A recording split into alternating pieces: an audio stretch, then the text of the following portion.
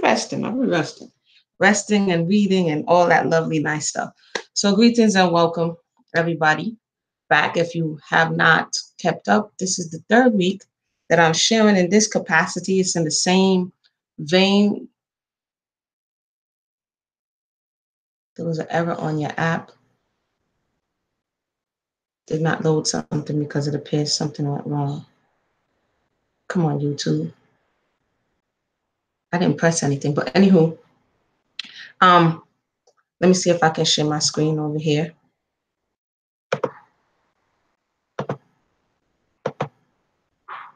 We could share our screen, then it might be more beneficial to go on that side. The name of this conversation is going to be Naked and Afraid. Hold on one second. The thing is you don't know until you go live. So let me see here.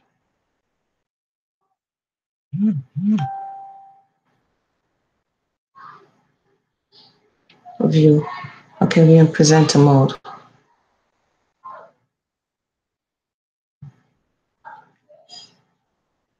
Now I'm gonna need somebody to tell me if they can see it on the YouTube side. We are in presenter mode, YouTube. I believe you can see it. The name of the discussion is Naked and Afraid. Was Eve seduced? Basic Torah study for spiritual growth.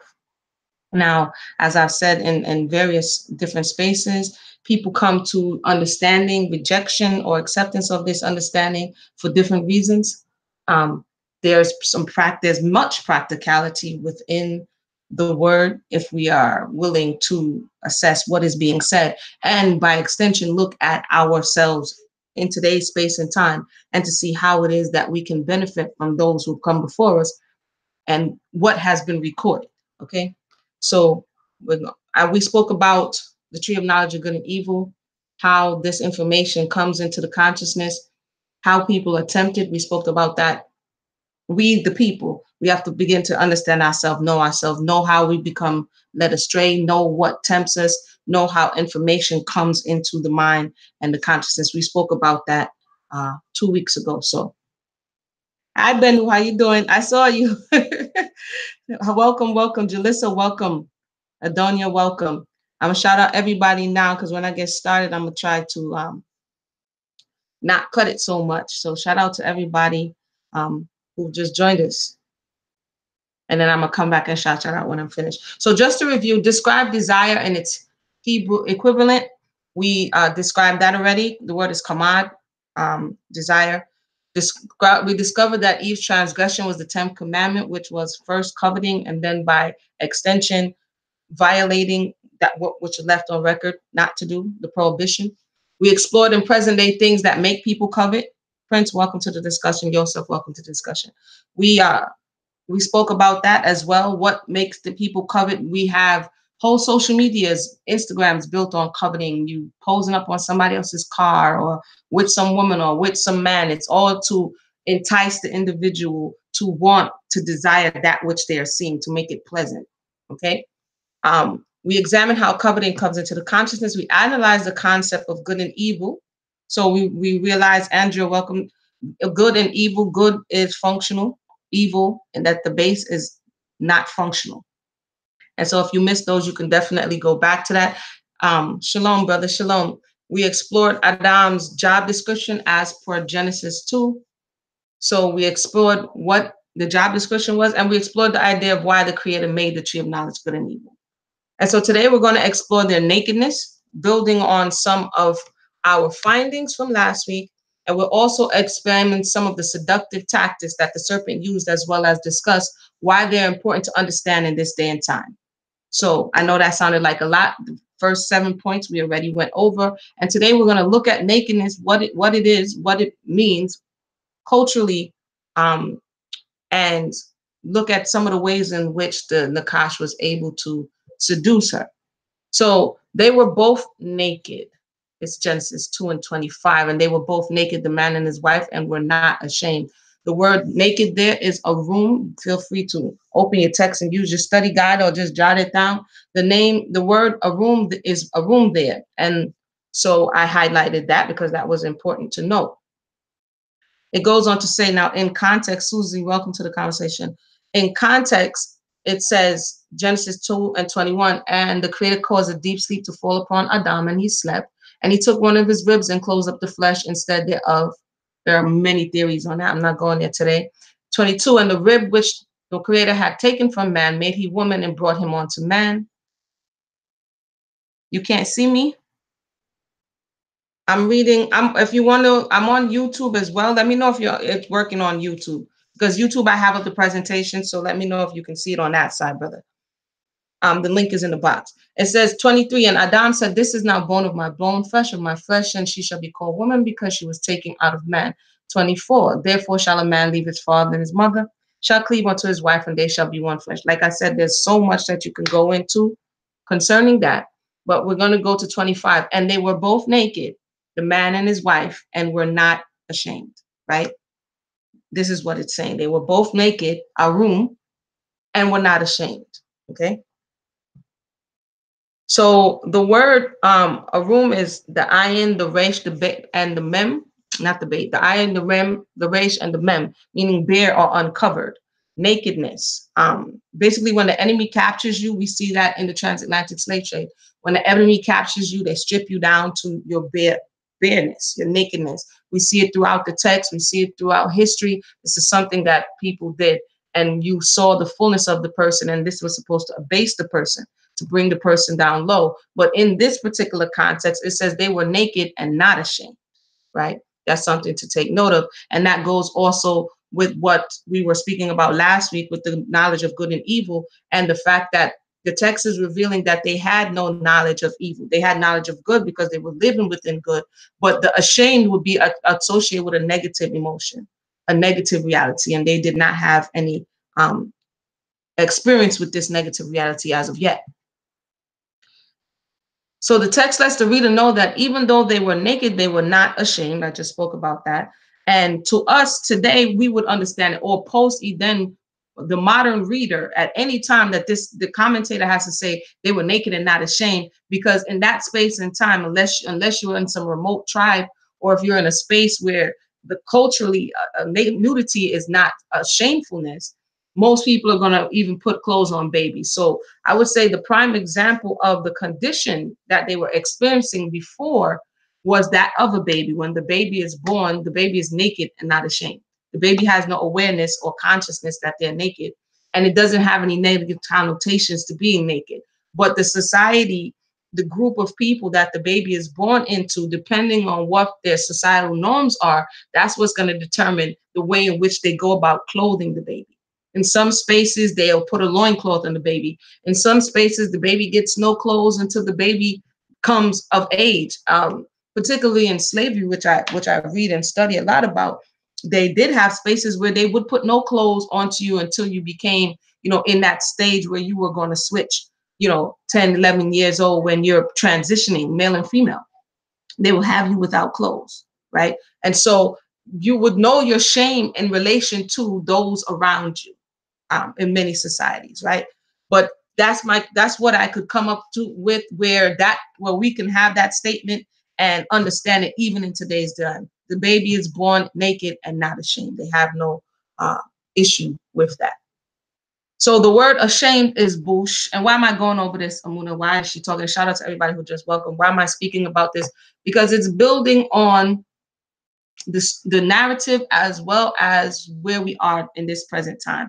There are many people in today's society, male and female, who venture out into the public practically naked, virtually naked, and they're not ashamed. But it's not necessarily looked at in a positive way. You know what I'm saying? Some people come out, their underwear is hanging down, their pants are low, their backside is revealed, and they don't feel no way about it. Likewise, the woman, she's exposed basically and has no shame, has no concern that she's exposed.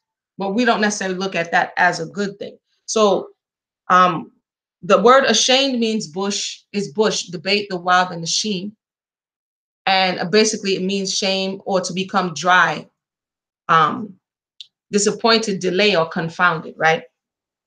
So, and I've said that before, that there was no guilt with this condition. They were aware, because at this time they were not aware. It was a stage of innocence. You know, sometimes people break it down into stages, but the best way to describe this would be a stage of innocence.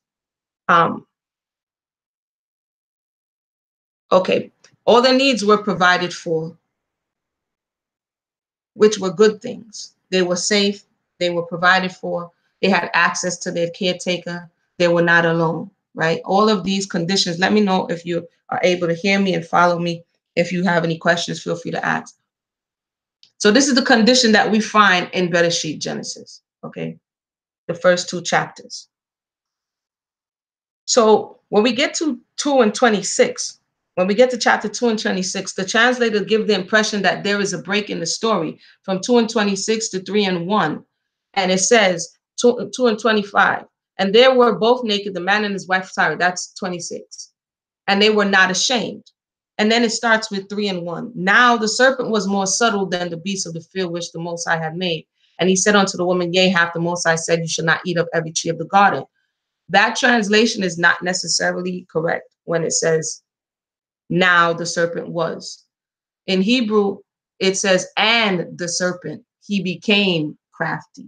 So that's a little different than now the serpent was more subtle, and it might seem like pulling at hairs, but let's read it all together when it reads without a break. It says, and they were both arumim, naked ones, the man and his wife, and were not ashamed, bush.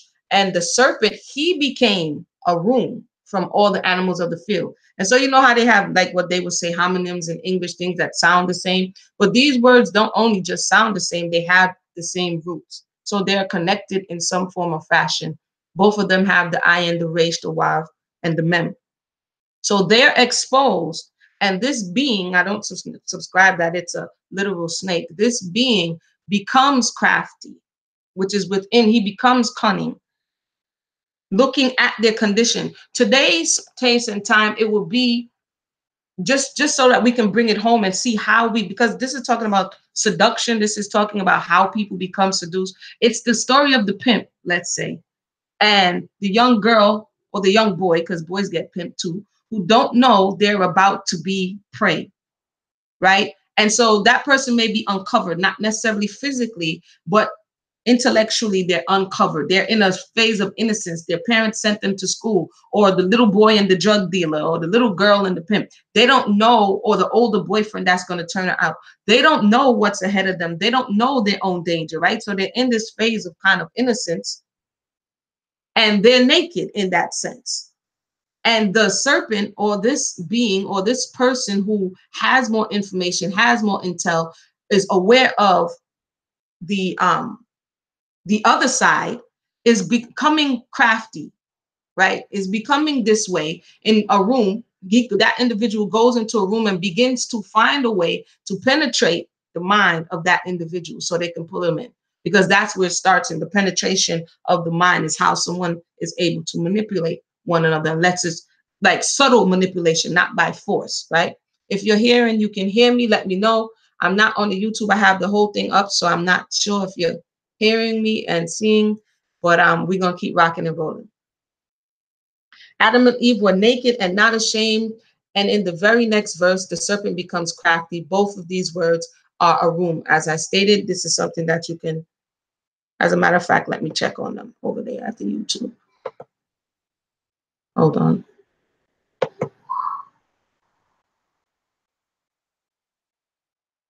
All right, you guys are doing well. I just wanted to check on you. I'm going to share my screen again.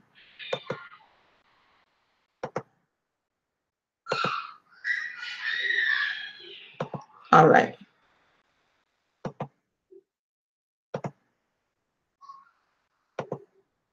All righty.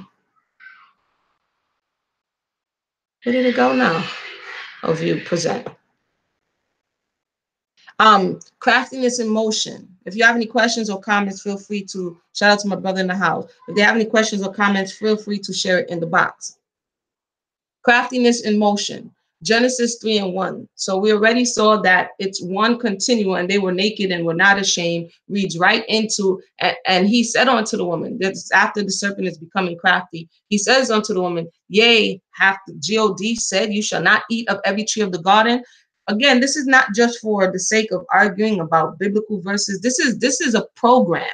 And I'm going to share with you in a little bit this program. This is a program of how people work, right? It's like good has a program, functionality has a program, bad or evil has a program. Okay, a virus has a program, just like the flu has a program in the way in which the flu works. Pneumonia has a program, diabetes have a program, cancer have a program. Everything in creation. Welcome, Q. Shout out to Q in the house. Everything in creation is programmed. It's like computer programming. Right now, you see me on Facebook. It's somebody's behind it programming. What's the difference between going live and sharing an emoji? It's a program. Everything in creation operates off of a certain program, whatever it is for that. Man has not made up anything, essentially. And so craftiness and subtleness and subversion and seducing has a program, okay? And it's giving us the program if we're willing to see it. So he introduces her himself to her, whether or not he knew her in times past, whether or not they've had discussions before, we don't know, because the narrator does not let us know at this particular point. But he introduces with, should you not eat of every tree? Has the creator said you shouldn't eat of every tree? You know what I'm saying? Are you who said you can't be late for school? You sure you don't need a little extra money? I can show you a way, right? This is always this discussion, posing a question and piquing the curiosity of the person that the individual is then going to look to reel in. His first attempt to use his craftiness was inquiring, asking this question, creating an opportunity for him to actively engage the woman. Okay, and you see it on the commercials for medicines. Do you have bowel incontinence? So you could be over there like, yeah. Do you have itchy palm syndrome? You'd be over there like, yeah. You know what I mean? They start to ask you questions so that you can, even if you don't have those symptoms, you might start tripping and think you have those symptoms. Next thing you know, they're going to tell you what to do. Well, ask your doctor, blah, blah, blah, right? It says the serpent questioned their safety. Shout out to everybody who just came in. The serpent questioned their safety and the authority figure. So in one sentence of, yea, have God said you should not eat of every tree of the garden? Did your mother really say you have to go home after school? Does your father really say not to such and such and such? In one fierce swoop, he questioned her base, which would have been her authority figure, her maker, her creator, by questioning the validity of what was said. And again, the exchange reminds me of when your parents warn you against strangers. Don't even begin to exchange with them, because you may not be prepared. When you're little, you may not be prepared to have this conversation, and they may be saying something to you that, boom, next thing you know, they got you. You start reasoning with the limited information that you have access to in your mind. Okay. So again, many people ask the question, how did the serpent get there in the first place? What were they doing there? And why wasn't Adam and Eve? These are just questions. I don't have all the answers. Okay, so feel free to share. But why wasn't Adam and Eve warned against having a discussion with him? Right? They were barred from the tree of knowledge of good and evil. And so if we spoke about last week not being exposed to evil, then how was Eve supposed to know that the serpent was evil? You see what I'm saying? So these are all questions that I've seen people ask in times past, and they're discussion starters and something to just consider. But we're going to continue. Let me know if you if you're following along thus far, or if you have any questions or comments. And keep her talking, right? They say in sales, you keep them talking. You ask them a question, and then you wiggle your way in, and then you keep them talking. You keep them on the line. Keep them on the line till you start pumping them for information, right? So Genesis 3:2, and the woman said unto the serpent, we may eat of the fruit of the tree of the garden. Genesis 3, but of the fruit of the tree which is in the midst of garden, God have said, you shall not eat of it, neither shall you touch it, lest ye die. Many people know that latter part was not there. It was not there in the original 2, I believe, in 17 command. And so her addition to, and neither shall you touch it, we do not know whether or not that was conveyed from Adam or where she misremembered. We're not really sure of why she added that portion, but nonetheless, it was the end. It gave an opportunity, because if you have in your mind, don't touch this thing, you're going to die. And somebody's like, yo, what are you saying? You touching it, what happened to you? I'm in the corner of the screen. Can you see me now? Can you see me now? Let me know if you can see me. I'm in the corner of the screen because I'm on two screens. I have the YouTube facing this way and this one facing this way. But let me know if you can see me now. Um, ultimately, she provides more information than was really required because it was really an open and it was a closed-ended question. You could expound, but she didn't necessarily have to expound. She chose to expound. Did the creator really say not to eat? And you could have said, nah. And you know what I'm saying? You know how you walking down the street and you're in the city and somebody trying to talk to you, excuse me, miss, you know, where you going? You going to work? Nah. And you keep moving. But instead she chooses to engage. She chooses to continue to have a discussion with him. She wanted to explain, and in so doing, she provided an end of which he can be like, nah, that's not gonna happen to you. You see, touch it, nothing's gonna happen to you, right? So this is what happens. Even this is how children are taken off the path. You prepare your child, you send them outside, and you have some type of serpentine beings out here, little children who are exposed to all manner of foolishness. And this is how they take your children off path. Or maybe your children are the ones who seek to take others off path because this energy is still in the earth. And thank you, Brother Prince, for sharing your thoughts. The serpent proceeded to use this discrepancy, which is you shall not touch it, to in her understanding to lure her in. It says, and the serpent said unto him, it's not gonna happen to you. That's Amuna Adlem. You should not die. Ain't not gonna happen to you. What are you talking about? You know what I'm saying? Take this hit. I saw a video of a little cut. What was the name of the new drug they have the children on? What's the name of this drug? It's some not Kush, it's some crazy drug that is having the child like rolling on the ground, totally losing his mind and consciousness. Like, what was the discussion before he took that? This is a lot of the discussion that takes people in, like, into drug use. Nothing is going to happen to you. It's just a little hit. You're going to feel high. Who told you not to do that? Why did your parents? They're bugging, they're prudes, they're squares. And we have this whole discussion surrounding people luring others into spaces that once they're trapped, they don't necessarily see a clear route to escape, right? It said, did Eve really think about that touching the tree would cause her death? Right. That's a question as I was reading. Like, did she really think that? She said that. Was she just adding that at the time? Or did she really think that? Genesis 3 and 4. And the serpent said unto woman, you should not surely die. And 5, for God know that in the day you eat thereof, your eyes should be open and you shall be as gods, knowing good and evil. Ain't nothing gonna happen to you. As a matter of fact, you're gonna be high, you're gonna open up. Like a lot of musicians, I do a lot of study on popular culture.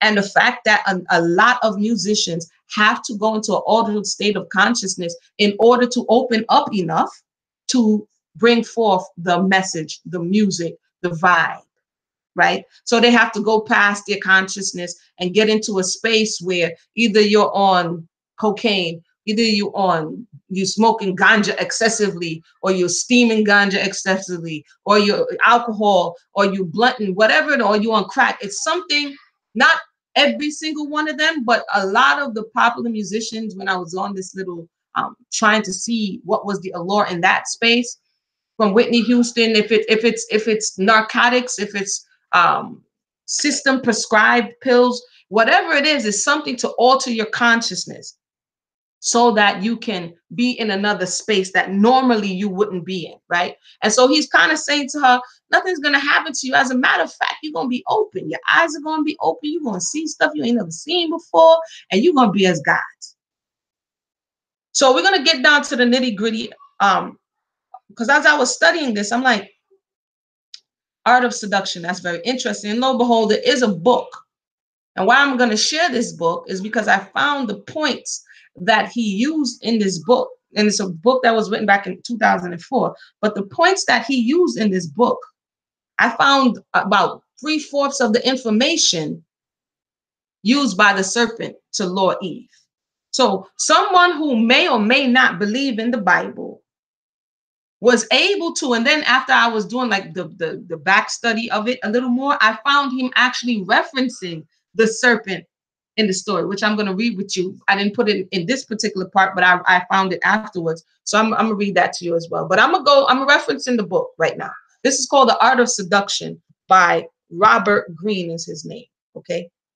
We're talking about seduction, how people become seduced, What makes us susceptible to seduction? This is not just a story that's in a book many, many, many years ago. This is something that is practical that we can apply to our lives to be aware of um, that fact that we may be naked and unaware. Robert Greene is his name, and the name of the book is The Art of Seduction. But the way he's writing it, I was watching a brief interview on him. He's presenting it like it's a good thing.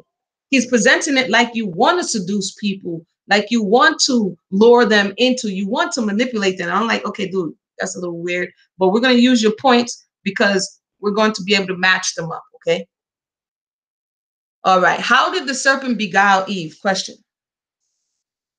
And we're almost rounding the corner here. So, first one, this is his point, and I matched them up with what the Torah said. And this one little, it was just like the top little paragraph, and we are able to see all of these points that he put in. Choose the right victim. Many will say that he chose Eve instead of Adam for a reason. In other spaces, in other texts, it says she was the weaker vessel. If they were a room and in their nakedness and he's observing them and he becomes a room, he knew who to approach, right? This man, Robert Greene, is saying, choose the right victim. So I said they were both naked, but the serpent chose Eve to exploit. It never says that Adam wasn't there, but he engages Eve in this conversation. Create a false sense of security and approach indirectly. He comes up to her, and what's the first thing he said? Did perhaps the Most High say? He indirectly gets to the point, but he puts this doubt in her mind, a reasonable doubt, and that's what he leads with. Okay. Send mixed signals. Speaking in the stead of the creator, contradicting what was said. If you go back and read the narrative, the way in which he's speaking, that's not why the Most High said such and such, because he surely knows if this happens, then such and such. You see what I'm saying? So he puts himself in an authoritative space by speaking in the stead of the creator when he's conversing with her. 4, create a need, stir anxiety and discontent. He knows in the day that you eat of it, you should be like gods. You should be wise, knowing good and evil. She's like, actually, she says wise. He doesn't actually say wise. He says you should be like God. So then what am I now? So it's like somebody says you're going to be a superstar, and then you say, well, what am I now? So you stir some type of discontent within the individual to make them desire that which is over there, the grass on the other side, because it's better than what you presently have, right? It says, enter the spirit. We see that he entered her spirit because in Genesis 3:6, it says, and when the woman saw that the tree was good for food and that it was pleasant to the eyes and the tree was desired to make one wise. So his conversation, his brief conversation entered the spirit. It's like, again, like you go to see someone or you meet someone along the way and the brief words that they said pierced you and you begin to contemplate on. Create temptation. One would ask, was she tempted before he came along and he just gave her a reason, or did he create this temptation? And again, the first question he asked, the creator said, you shall not eat of every tree of the garden. He asked a positive question and then hit her with the negative, right? So did he say that you shouldn't eat of everything, right? So it's a little bit confusing. Use the power of words, and that's what he certainly did in the discussion. He used the power of words. He falsely reassured her that nothing is going to happen to you. So why are you tripping? Just go ahead and try it. He paid attention to detail. She put in a detail that should not have been there. You should not touch it. He paid attention to it and was able to use that to further the discussion and falsely reassure that, if you touch, nothing's going to happen to you. Just go ahead. He disarmed her through strategy. This is all coming out of the book that The Art of Seduction. Disarmed through strategic weakness and vulnerability. Okay, hold on here.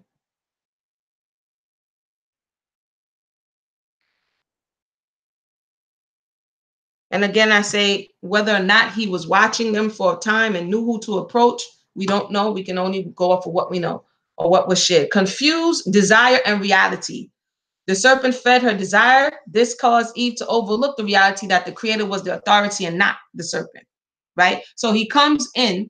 Once he reassures her that she's essentially not going to be punished for transgressing, and he became the authority as opposed to the creator, then he confused desire and reality. Her desire became to get this knowledge of good and evil. The reality is she wasn't supposed to touch it. So I'm up to 10 so far of this book And each and every one of them we can find in the text.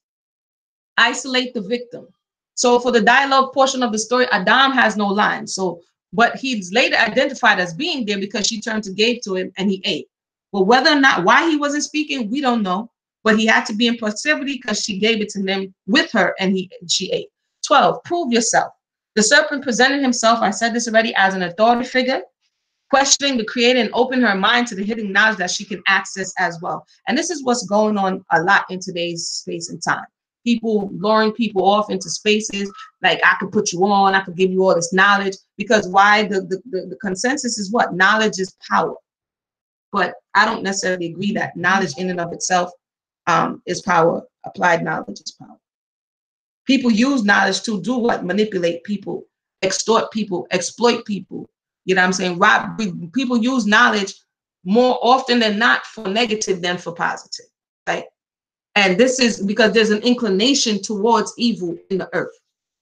It is what it is. And so, like I said last week, they did have knowledge of good because there was good around them, but they did not have this evil. And once evil came into the earth, as we can see in today's time, space and time, there is an inclination towards people once they get knowledge and get power that it will corrupt them to some degree.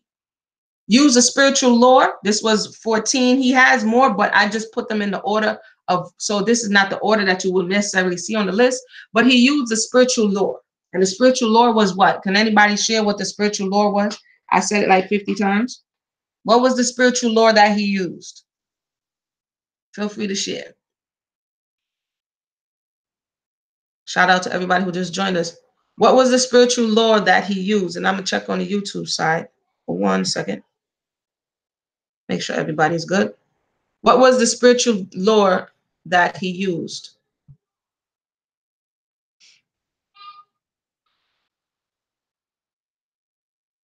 And,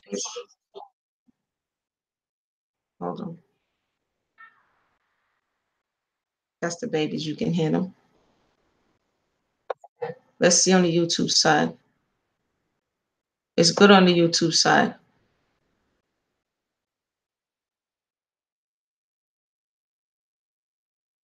I'm going to come and read some of the comments once we get to the end portion.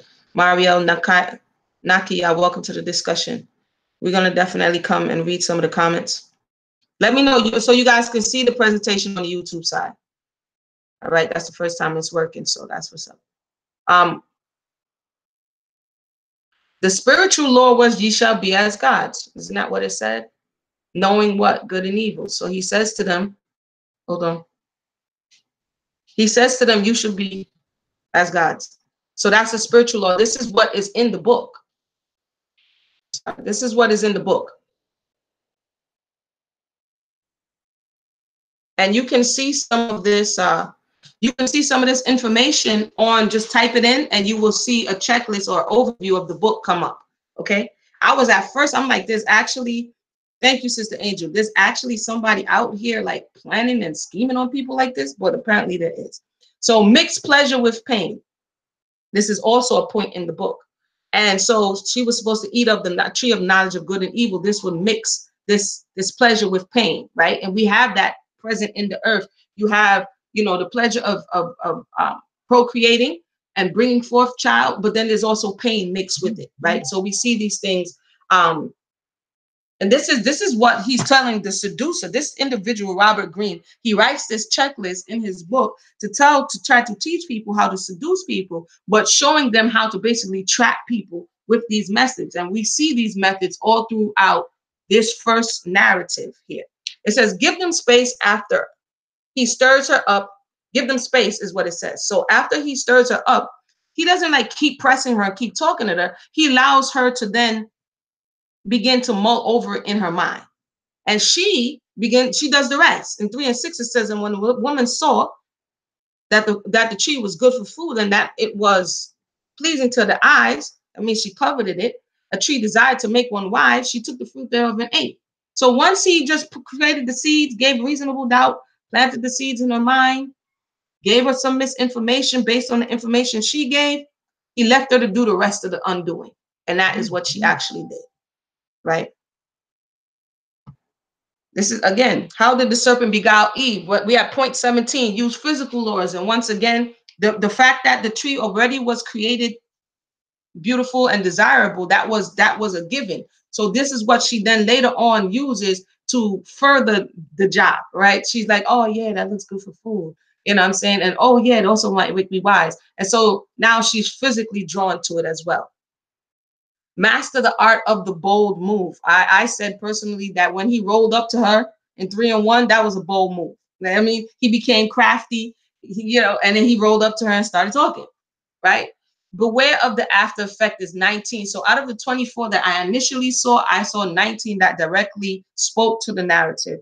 Beware of the after effect. When asked what happened, Eve said, the serpent beguiled me and I did eat. That comes later in Genesis 3. That's what she says. He beguiled you at the end of the narrative, at the end of the story, when you're like, oh, chill, I just got. Shalom, Vanessa. Welcome to the discussion. Wow, what happened? I was reading. We brought to the awareness some years ago about a woman who was going about saying that she was into wife school and that she would teach you how to be a good wife. And that if you paid her, she would, make sure that you was wife material and get a husband. And I remember myself and Sister Mayana at that time saw that this was problematic. But a lot of people didn't see that there was a problem at that particular time because it was desirable. Whether the person wanted the husband, whether they wanted to be more feminine, whether they wanted to be manipulated, right? I remember writing an article or a few. I spoke about it. We did a whole many type of awareness campaign to the issues and the problems of this approach. And again, it was rebuffed and people really didn't, for the most part, see the value in it. Some 2 years later, I see it coming back again. And we're talking about being seduced and beguiled. It's right now current in the news where another woman has taken it up. And now the victims, those who have been seduced, those who have been violated, those who have been robbed and taken their monies, now are speaking out, and they're like, wow, I can't believe I ever fell for that. And then they begin to explain how they fell for it. So this is not something that happens afar off with a serpent in a tree. This is something that happens on a daily basis. We hear it time and time again in our community, inside and outside, where people become charismatic, people become tell you what you want to hear. They tickle your fancy. They make bold moves. They give you physical allures. I'm going to go back a little bit over the list here. They isolate you. They tell you that other people just don't understand, and that's why you need to come over here because they really love you and they're going to give you the information that you need. Right? I'm coming. These are all of the ways in which, remember, we're talking about humanity and the ways in which we fall susceptible to deceivers and people who are seeking to seduce and manipulate us, right? They make it seem like they're an authority on something. They confuse what you want, the desire, with the reality. You can do it. This is how they get rich quick schemes all the time. It's still running. You can do it too. You see it on YouTube. This is my house. And last year I was just like you. And if you do this and this, then you can do it too, and you can have it too, right? This is how it usually goes. It's the same program. Keep running. You create a need, you stir the anxiety, you make the person feel uncomfortable, you create a false sense, like again, the love bombing, you create a false sense of security, make them think it's all good. You enter their spirit, you enter their consciousness, you choose the right victim. And I'm going to hop over to where he's talking about choosing the victim. This is actually written, I didn't write that, he wrote that. Choose the right victim? Okay. Okay. All right. So was she seduced? Genesis 3:13. And the Most High said unto the woman, what is it? Was this that you have done? And the woman said, the serpent beguiled me and I did eat. That word we're going to discover some more next week, as well as Adam's part in the discussion next week, is called Nasa, right? I live on the Space Coast. I remember when I first found out that NASA, like the NASA, that we can see the rockets when they used to go up. We live on a literal Space Coast. We used to see the rockets go up. And the name of the place is NASA, right? Which is a Hebrew word, right? It also means to take up, to go up. the other part of nasa, because sometimes the root is not the root, the vowel is going to determine what type of word it is, right? But this particular nasa is to lead astray, that is to delude, beguile, to deceive. So she see that's what he did to her. Wafenyu, welcome to the conversation. And so that's what he did to her. Okay, that's what he did to her. Now, after reading all of that, I was able to I was able to I went and did a little more research. I was reading from Robert Greene's book and comparing it to what was happening in the text.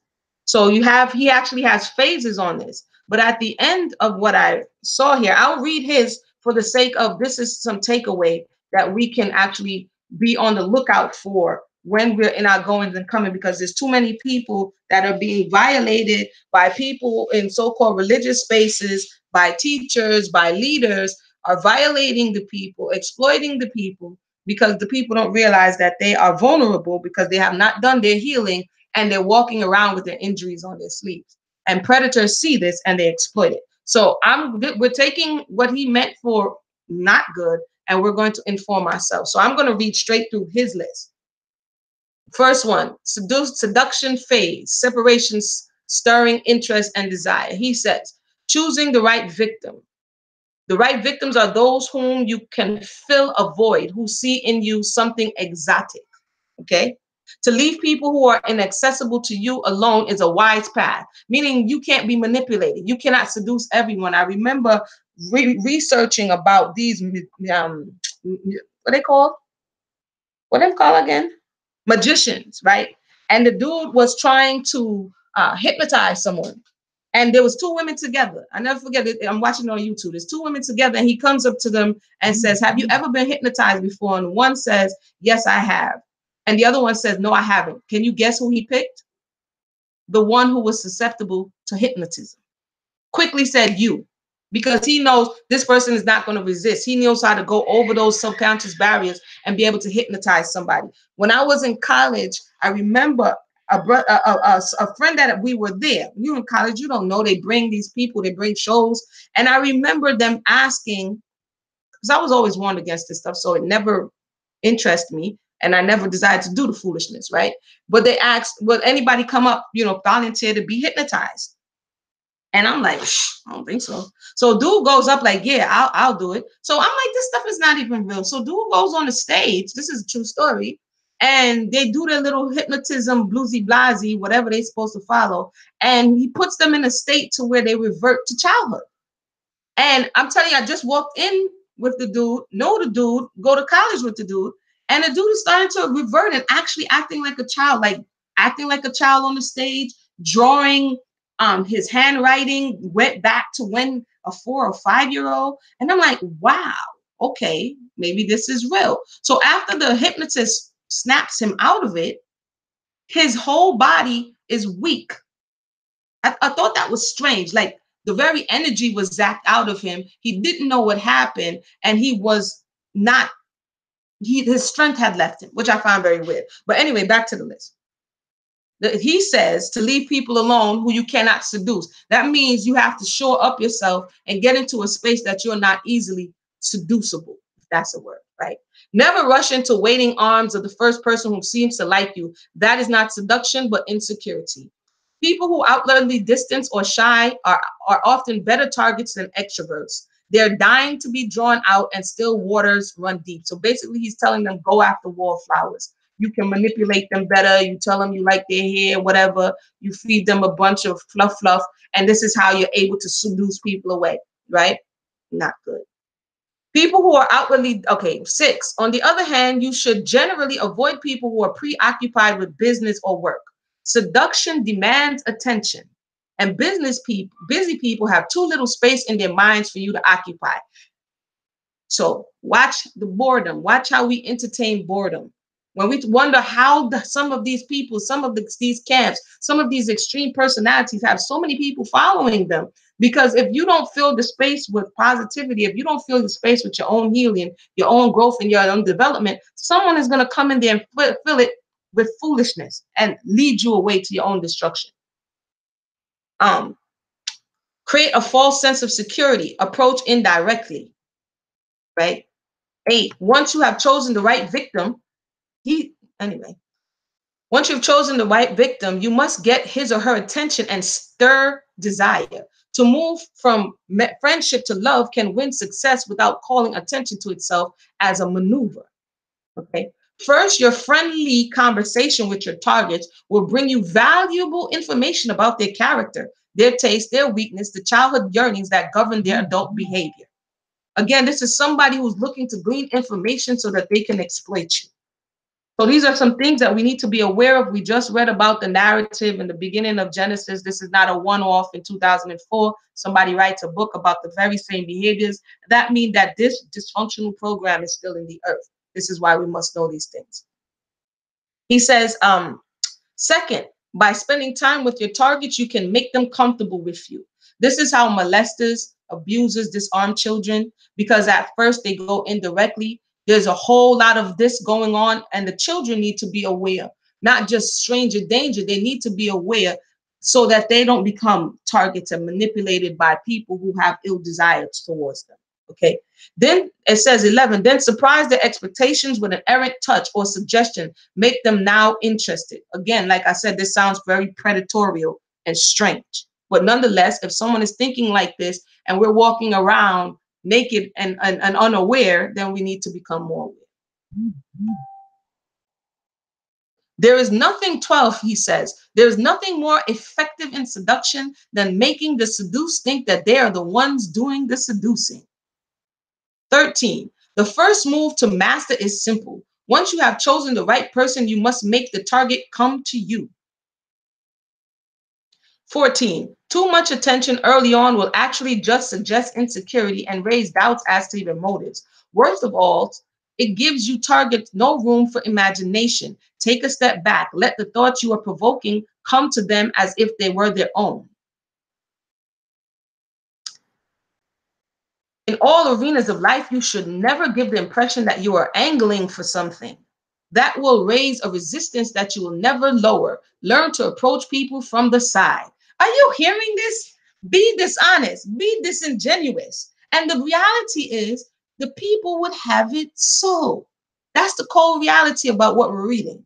16, send mixed signals.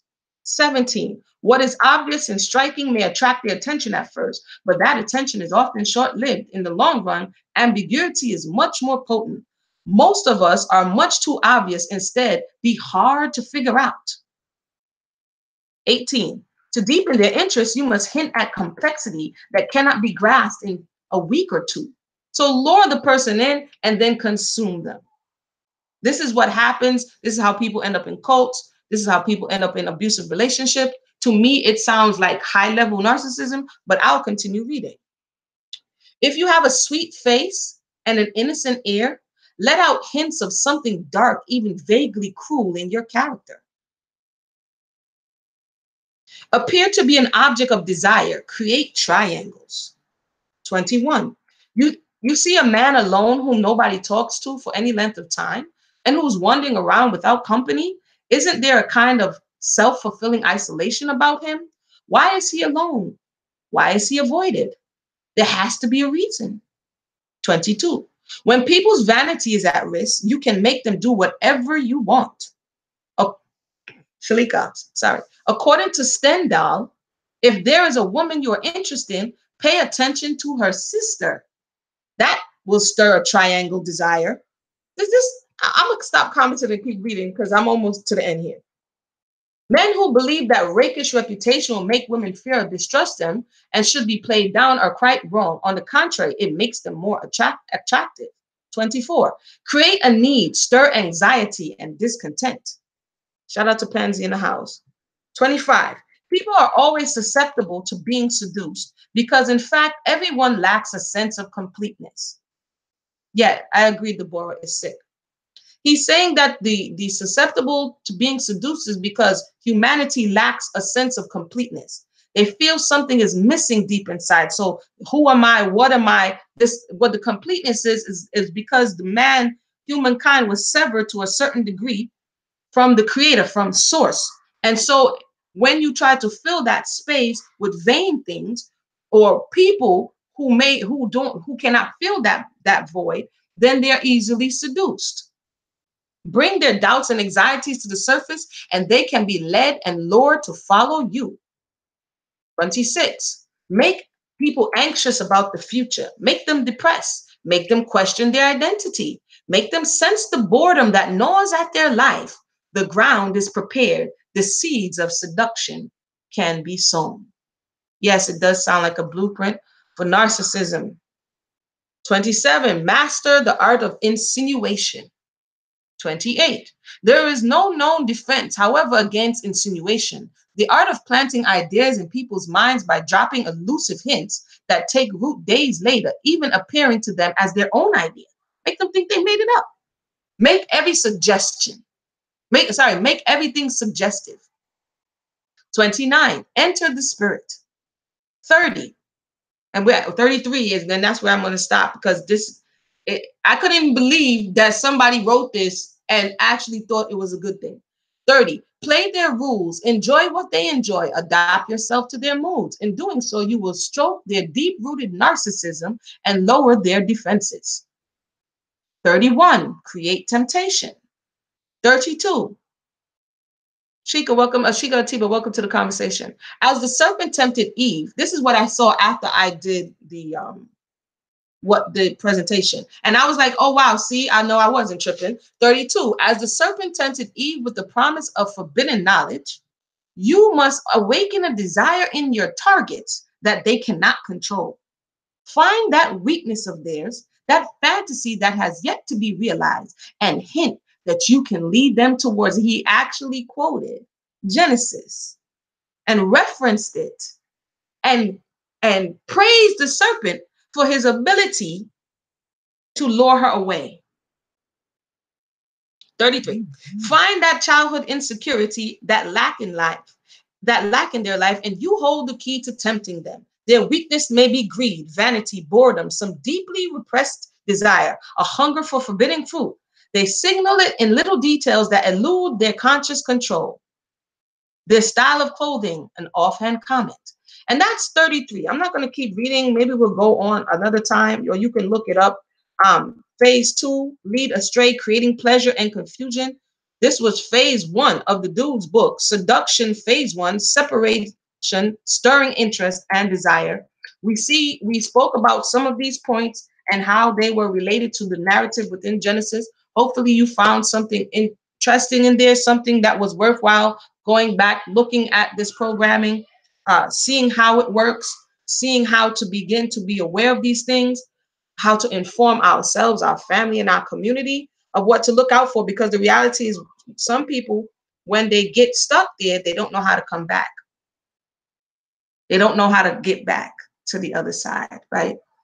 When people are stuck in cults, I don't know if you've ever watched the documentary on Jim Jones in Guyana and how they were so isolated and how they actually, you couldn't even drive it. It was so thick in the bush that they had to fly in, and it was all kind of crazy there. But he promised them at that time, come with me, come with us. I'm gonna take you to a place and it's gonna be the bomb, this, that, and the third. And lo and behold, when they got there, it was a totally different story. And that's usually how it goes when you get there to where because they're creating this false desire within the mind. And it usually goes against the universal principle. It usually goes against a command that's keeping you functional.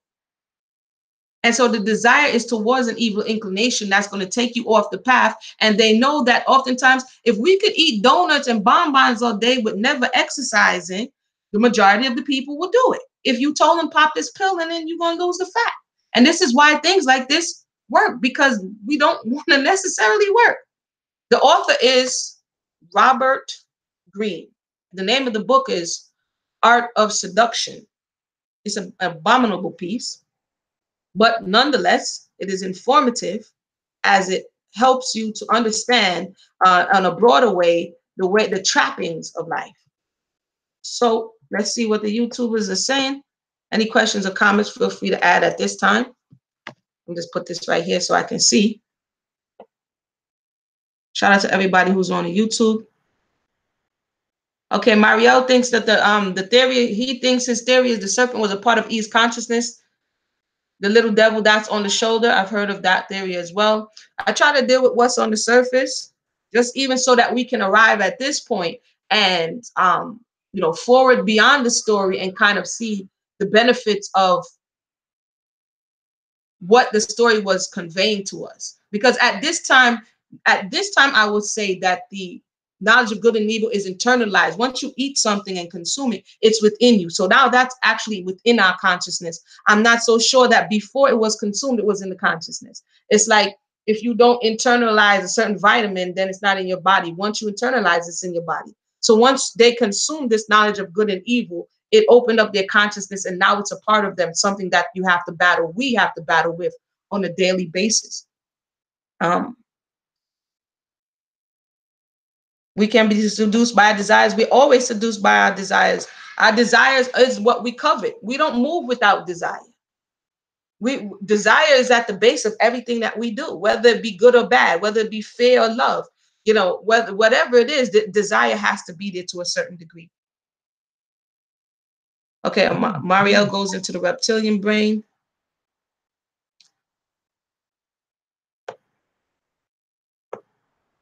And Mario, we're gonna have to come back on that one. We're gonna have to come back on that. Mario going deep. Mario going deep. But I want to thank everybody for joining. Hopefully it was beneficial. Hopefully that information and that book, and we'll continue to read it. We'll come back and speak about Adam's portion, because somebody may be like, she ain't saying nothing about Adam. I wanted to kind of follow the narrative and the way it unfolded, and the first point of contact was in the story was with Eve and this being, and that there is a professor named Michael, PhD Michael Heiser, who speaks about the serpent, and then Nakash is the word, and the word as it is in the noun form, the verb form, and the adjective form. And so that's important as we talk about this being. So we'll come back and discuss the Nakash. We'll also come back and discuss Adam's role as well, and some of the judgments that we see that were levied based on the actions and the transgressions. Older men are doing this to younger women. We need this information to help them. I agree. I agree. I'll put the link in the box of what I was reading. I'll go ahead and put this link in the box so that you could continue to read at your own discretion and be, like you said, Vanessa, be aware of what is happening and why. And here's another thing. Why would older men succeed at this? What is the desire that the younger women are looking for that would make them susceptible to the older men who are using these tactics? Is she looking for security? Is she looking for safety? Is she looking for a sugar daddy? Is she looking for a father figure? There always has to be some level of desire, known or unknown, conscious or subconscious, that's going to make her inclined towards him. Maybe she's looking for stability. And so, he's saying the right things. And in her mind, she's reasoning it may not be that bad. It's the same thing that happens when you have younger men looking for older women. They may be looking for a mother figure. They may be looking for that stability that they didn't receive, or they did receive it, and they just continue. They haven't grown past that stage, right? And so we see again, as in the points that we just read, there's a void. There's some void there. There's some emptiness there. There's a space that this energy can go into and pretend to fill while it, sucks up your life force. So I'm gonna try to get this. You're most welcome. Pass it along. Share the information. Torah is always practical, and my computer is going to shut off. So this is basic Torah study for everyday life. So I want to basically my version of Solonomics. It's in the Torah. That's what it is. It's about how we can take from what we've learned and then apply it to our lives. And so thank everybody for tuning in. See you next week for another edition of I've enjoyed this study. I would say I've been studying it for a while, but now I'm just like stringing it together, and I've really enjoyed the study. And we really haven't moved from Genesis 1 and 2. So go figure on that one. All of this is there, and there's still so much in there. So with that said, everybody have a blessed night. All right, YouTube, thank you for tuning in. My battery's going to die. So come check us next week. The Audible app offer a free book option. Oh, there you go. There you go, Nakia. There it goes. Let me know. I'm going to read some more. Let me give you guys the link here. Hold on. I'm going to read some more on this. I was reading from The Art of Seduction by Robert. What happened to my link? I'll just put it. How about I put it in the description box? I'll put it in the description box. And for those who want to look at the overview, it highlights it, and it's crazy. It's crazy. It's real crazy. But nonetheless, this stuff we need to know at this point. All right. Everybody have a blessed day.